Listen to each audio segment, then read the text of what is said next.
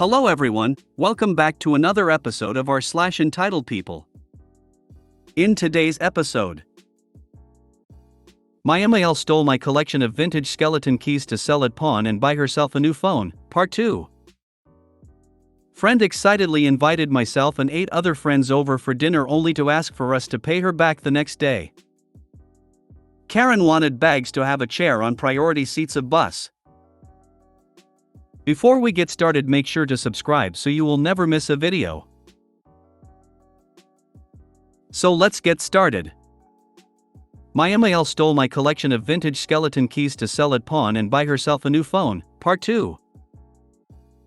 Back to what happened that day. Police did come and take my statement a bit over an hour after I called the non-emergency line. I had video footage and the documentation of my collection ready. And then there was some texts I went out of my way to get from MIL to bait her into a confession. I wanted as much evidence as possible so she couldn't lie to police. When I texted her demanding she get my collection back, she actually LOL'd and told me not a chance. And even boasted that she thought I was a pathetic son-in-law, and my key collection was tacky anyway. I told her to at least tell me what pawn shop she sold the keys to so I could go buy them back, and how much they paid her for them. And the dimwit admitted it all right away with glee in text. I had everything I needed for the police before they even showed up. The cops took the whole matter more seriously than I thought. I was worried they'd call it a civil matter since the thief was my MIL, and she had a key to the house. But they arrested MIL before long. And police went to the pawn shop before it closed to retrieve my collection. I got it all back from police after a couple of days. And for the moment I've put the collection in a safe, secure place that no one can get to.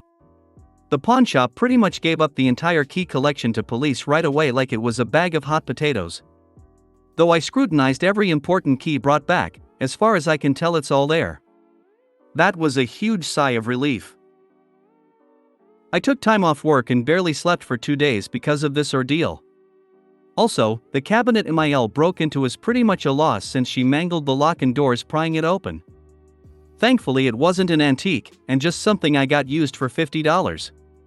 So I'm just going to take it to the dump sooner or later. From her texts before, I found out MIL sold the whole collection to the pawn for a whopping total of $300. For a collection of hundreds of antique keys valued at $2 to $3 grand as a total, that low number felt like a punch in the gut to me. Likely the pawnbroker knew how valuable the collection could be as a whole. I mean, it's not like hitting a jackpot or anything. But money is still money.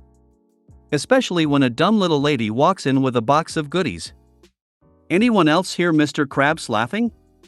Anyway, the cost of repayment to the shop was supposed to be on MIL. But my wife paid them back out of our joint account instead. From what the shop owner said, MIL told them the key collection belonged to her deceased husband. And she was sick of the whole collection sitting in storage. So they believed her. But just to be clear, she's not a widow. Her husband divorced her and left the state around 15 years ago. MIL lives off Social Security and food stamps. She also holds garage sales every few months. And she often demanded our soda and beer cans so she could get the deposit money recycling them. MIL doesn't drive, she gets around on an electric scooter that tows a bicycle trailer. She lives in a long paid-off house, and she would not be having money troubles if she wasn't overspending every month. And she always counts on my wife to pick up the slack when she comes up short. My wife and I got in a huge fight when she got home because I had her mother arrested. But I told her I'm done with her enabling of her toxic mother. I said I was changing the locks ASAP and banning her mother from the house. And I also said that either we got marriage counseling, or I'd be inquiring about my options for separation from an attorney. I thought my wife would beg me not to do that. But instead she just called me horrible, packed a suitcase and walked out to go to a motel. I just sat on the couch and let her go. She repeatedly looked like she was waiting for me to ask her to stay. But I didn't. In the morning she texted me she'd be bailing her mother out, and wanted me transfer her the money to pay for it since I was the one who got her mother arrested. When I said no, all I got back was a sarcastic wow, and that was it. Not too long later, I had a gut feeling and checked the balance on the shared bank account. And my wife had taken out a lot of money. I wasn't sure if all that was needed for bail, so I called the pawn shop later. The owner confirmed my wife had come in and paid him back the $300 that he'd paid her mother for the keys. He was also quite angry and said he didn't want any of us in his shop ever again. I understood his anger, and weirdly enough had a fairly long talk with this guy. And he understands now that I'm not part of the crazy. I tried to call and text my wife for hours. But she didn't answer. That evening I managed to find her. I knew which motel she'd likely go to, and I was right. It was both cheap and not far away. I found her car, and then figured out which room she was in.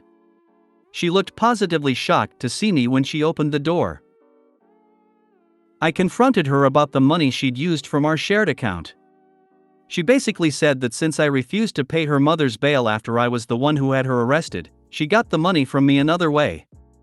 Then smugly stated she wasn't paying that money back into the shared account this time, and told me that's the karma I get, before shutting the door in my face. Then said through the door she'd call the cops on me if I didn't leave. The smug look she'd given me reminded me of nasty teenage girls when they get their way. It really ticked me off. I already knew my marriage was pretty much over. But that night it really sank in. I had a long sit down with some old video games and cola to think about my future. The house is rented, so I'm not renewing my half of the lease, and will soon be apartment hunting. The last month of the lease is March. But I may leave sooner, depending on how soon I can find an apartment.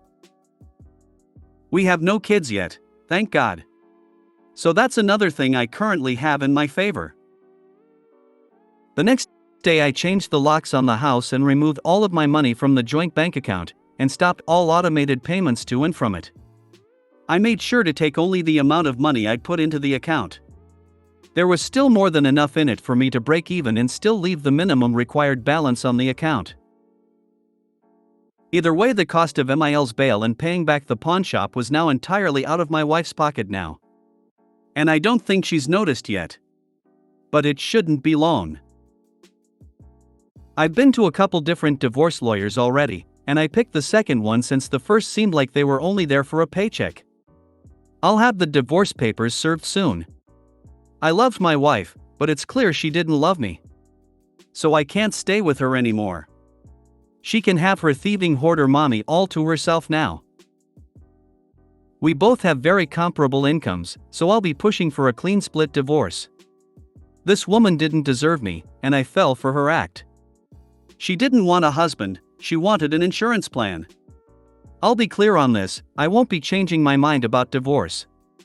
My soon-to-be ex-wife can beg and love bomb all she wants, if she even bothers to. I've never been her number one. And I'm not gonna settle for being number two in my own marriage. It is over. I am so sorry. However justified, it still hurts. I've become numb to the pain now. But it was bad when it hit. I'm glad you got your keys back. As for the divorce, you should go through the bank records and highlight all the money she has given her mother over the course of your relationship. You could try and recover half of it, or have it taken out of any settlement. All the money my wife gave to her mother till recently was her own. She always paid back what she gave her mother out of the joint bank account, until this recent incident. I have all my money and my credit is locked down. So no worries there. You got my mom arrested.